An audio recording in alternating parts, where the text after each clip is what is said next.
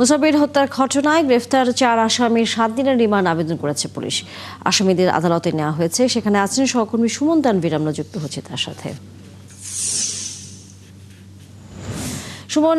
আসামিদের রিমান্ডের সর্বশেষ খবর কি আছে এবং একই সাথে এই বিষয়ে আর কোনো কাউকে গ্রেফতার করার খবর পেয়েছেন কিনা বিভিন্ন সূত্র থেকে?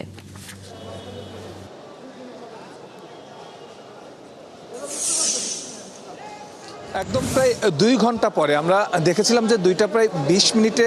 ডিবি কার্যালয় থেকে এই মুসাব্বির হত্যার যে 4 আসামিকে গ্রেপ্তার করা হয়েছিল তাদেরকে কিন্তু কোর্ট চত্বরে এনে গারদখানায় রাখা হয়েছিল এবং তার 1 ঘন্টা পরে আমরা দেখেছিলাম মূল শুটার, যে প্রধান শুটার যাকে বলা হচ্ছিল জিনাত, তাকে গারদখানা থেকে বের করে উপরে নিয়ে যাওয়া হয় এবং বাকি যে 3 জন আছেন পরিকল্পনাকারী এবং যারা আসলে র্যাকি করার সময় যারা ভূমিকা পালন করেছেন, আসামি পালিয়ে যাওয়ার সময় যারা ভূমিকা রেখেছিল,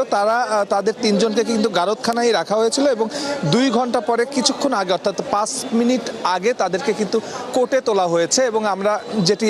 বলছিলাম আপনাকে যে মূল যে শুটার জিনাত, তিনি কিন্তু কোর্টে এসেই কিন্তু, যদিও 7 দিনের রিমান্ড আবেদন ডিবি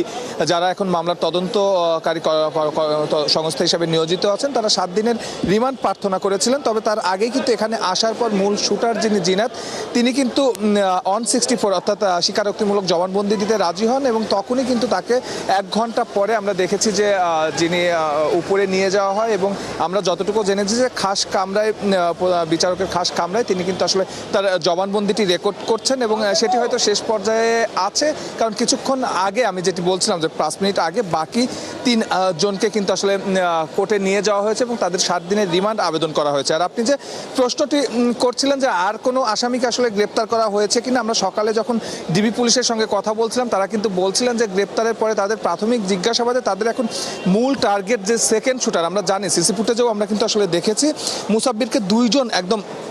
কাছ থেকে গুলি করেছেন, তার একজন জিনাত, আরেকজন কিন্তু আসলে রহিম। তাকে কিন্তু আসলে এখন তার অবস্থান শনাক্ত করার জন্যই কিন্তু আসলে তাদেরকে, বাকি যে আসামিরা আছে তাদের রিমান্ড আবেদন করা হচ্ছে। আপনাকে একটু বলে রাখতে চাই যে